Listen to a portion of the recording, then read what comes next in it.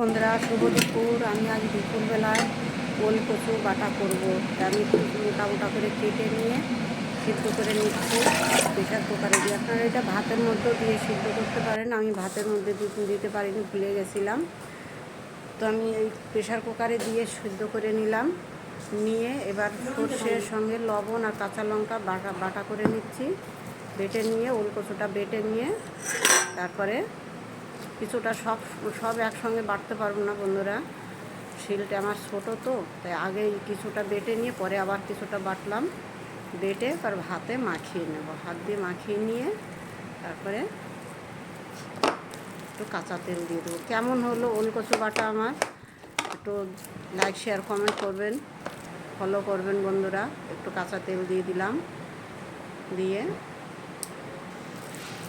এবার মাখিয়ে নেব ভালো করে। ভালো লাগলে একটু শেয়ার করে দেবেন বন্ধুরা। গরম গরম ভাতের সঙ্গে পরিবেশন করুন।